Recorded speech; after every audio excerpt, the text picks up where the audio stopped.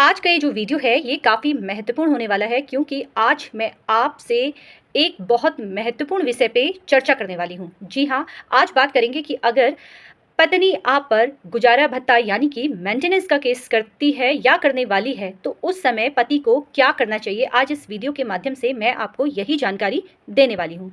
इससे पहले मैं आप सभी से निवेदन करूँगी कि अभी तक जिसने मेरा यूट्यूब चैनल सब्सक्राइब नहीं किया है या मेरा फेसबुक पेज लाइक नहीं किया है, आपसे निवेदन करूँगी कि आप उसे लाइक कीजिए क्योंकि ऐसी छोटी-छोटी जानकारियाँ आपके केस में आपके काफ़ी काम आएँगी।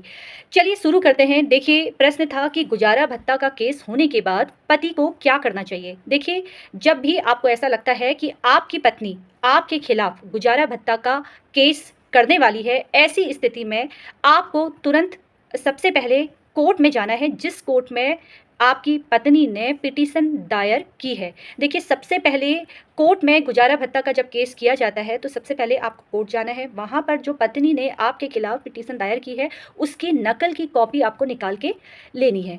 जब आप नकल की कॉपी लेंगे, तो आपको जो उसके जवाब है, जिस तरीके से पत्नी के द्वारा प्रश्न पूछे हैं, उस तरह के प्रश्नों का उत्तर देना है, उसमें जल्दबाजी नहीं करनी है। देखिए, आपको सबसे पहले ये देखना है कि पत्नी ने कोर्ट में आपके खिलाफ क्या-क्या बातें रखी हैं। ये सबसे महत्वपूर्ण जानकारी है कि देखिए, सबसे पहले आपको पिटीशन अगर पत्नी की ओर से दायर की गई है, तो आपको जल्दबाजी में कोई भी जवाब नहीं देना है। पहले सवाल देखने हैं, आपको उसके उत्तर को देने के लिए किसी वकील साहब से मिलना है और जिस तरीके से प्रश्न आप पे पिटीशन जिस तरीके से डाली गई है, उस हिसाब से ही आपको उनके उत्तर का जवाब देना है।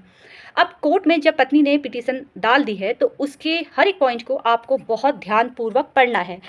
जैसे कि मान लीजिए कि पत्नी ने आपकी कमाई और घरेलू हिंसा के बारे में अगर कोई जानकारी दी है, तो उसी के बारे में आपको ध्यानपूर्वक पढ़ना है और उसी से संबंधित सारे प्रश्नों के उत्तर देने हैं। सबसे बड़ी बात आपको ये देखना है कि उस पिटीशन में तारीख कौन-सी है। देखिए, जब जिस तारीख में उन्होंने बात कही है घरेलू हिंसा की, उस तारीख में आपको देखना है कि क्या आपके द्वारा घरेलू हिंसा आपने की थी? क्या उनके आरोप आप पर झूठे हैं? ये सारी चीज़ें आपको देखनी है। तारीख यानी कि डेट का विशेष तौर पर ध्यान रखना है। हो सकता है जिस तिथि पर उन्होंने लिखा है कि इस दिन घरेलू हिंसा आपके द्वारा उनके साथ हुई है, उस तारीख में आप उस शहर में ना हो, तो ऐसी चीज़ों का ध्यान रखना अति आवश्यक है। ये छोटी-छोटी चीज़ें आपके केस में मजबूती प्रदान करती है, इसलिए इस वीडियो को आपको अंत तक देखना है। तो सबसे पहले साल और तारीख का आपको विशेष तौर पर ध्यान रखना है।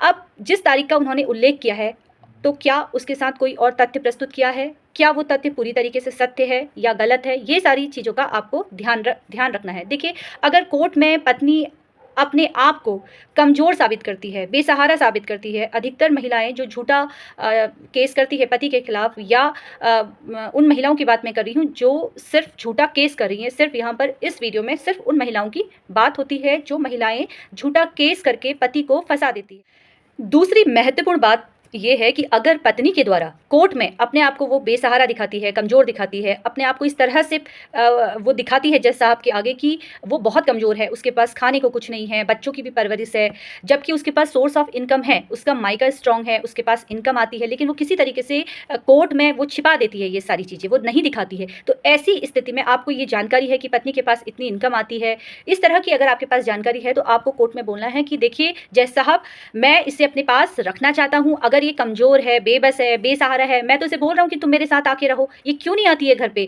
अगर ये इतनी ही कमज़ोर है तो आए ना घर पे, मैं तो रखने को तैयार हूँ। तो ये बात आपको कोर्ट के आगे रखनी होगी, लेकिन बहुत ही विनम्र स्वर में अपनी आवाज़ नीचे कर जज साहब के आगे ये शब्द आपको बोलने हैं। इस प्रकार कोर्ट में और भी बहुत सारे आपसे सवाल पूछे जा सकते हैं, तो इसलिए आपको बहुत आराम से उन प्रश्नों का उत्तर देना है। अगला जो पॉइंट आपके समक्ष में रखूंगी वो काफ़ी महत्वपूर्ण है। देखिए, कोर्ट के अंदर आप जभी भी जाते हैं, आपको साधारण व्यक्ति के तौर पर वहाँ पर पेश होना है। किसी भी प्रकार का दिखावा कोर्ट में नहीं करना है। आपको साधारण कपड़े पहनने हैं। ऐसा नहीं कि आप महँगे कपड़े पहन के जा रहे हैं या महँगी घड़ी पहन के जा रहे हैं या फिर आपने किस्त में कोई मोबाइल खरीदा है, जैसे आईफ़ोन खरीदा है। आपको ऐसे काम करने से बचने हैं जहाँ पर आप कोर्ट में दिखावा करने वाले हैं। जी हाँ, ये आपके केस को कमज़ोर कर सकता है। किसी भी प्रकार का महँगा सामान पहनकर या लेकर कोर्ट में प्रस्तुत ना जाए, सिर्फ साधारण तौर पर आपको जाना है। ये आपके केस के लिए काफ़ी महत्वपूर्ण है, लेकिन आपको किसी भी प्रकार से तथ्यों के साथ छुपाकर कोर्ट में प्रस्तुत नहीं होना है। आपको अपने वही आपको कोर्ट में प्रस्तुत करना है जो आप जैसे आप हो। आप साधारण व्यक्ति हो तो साधारण तौर पे आपको कोर्ट में जाना है। कुछ लोगों की आदत होती है कि महँगे फ़ोन खरीद लेते हैं, चाहे वो ईएमआई में खरीद रहे हैं, क्योंकि ऐसा अगर आप करेंगे तो एक अभी हाल में ही एक जजमेंट आया था जहाँ पर कोर्ट ने कहा था कि जैसा पति है, जिस स्टेटस में वो अपने आप को मेंटेन करता है, उसी स्टेटस में उसको अपनी पत्नी को भी मेंटेन करके रखना है। तो इसलिए ये आपका महँगा शौक आपके मेंटेनेंस की राशि को बढ़वा सकता है।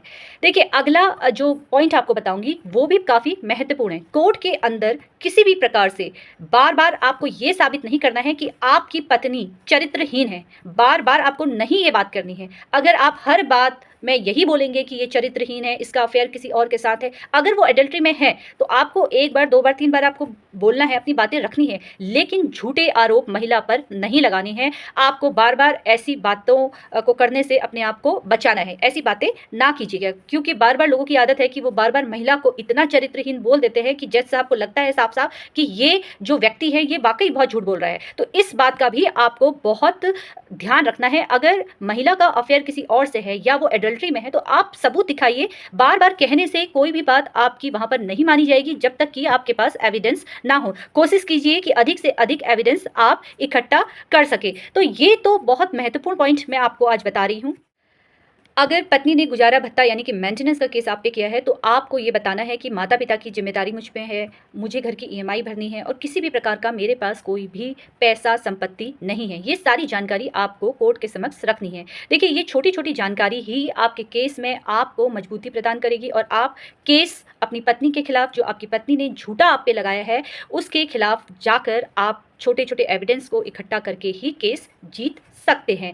और इसमें सबसे ज़्यादा महत्वपूर्ण जो भाग है वो आपका है, आपका रोल है, क्योंकि एविडेंस जो आपको जुटाने का जो आधार है वो आप ही का है। आपको सिर्फ वो एविडेंस लाने हैं, अपने वकील साहब के पास रखना है और वकील साहब किस तरह से उस केस को आगे लेके जाते हैं, ये उनकी आगे की जिम्मेदारी होती है। ऐसी छोटी-छोटी जानकारियों के लिए आप लोग मुझसे जुड़ते रहिए और अभी तक जिसने मेरा यूट्यूब चैनल, मेरा इंस्टाग्राम आईडी और मेरा फेसबुक पेज सब्सक्राइब नहीं किया है, तो प्लीज़ आपसे निवेदन करती हूँ ऐसे ही मुझसे जुड़ते रहिए और मेरे चैनल को लाइक और सब्सक्राइब करना ना भूलें। ऐसी ही छोटी-छोटी जानकारियों के लिए आप लोग मुझसे जुड़ते रहिए। धन्यवाद।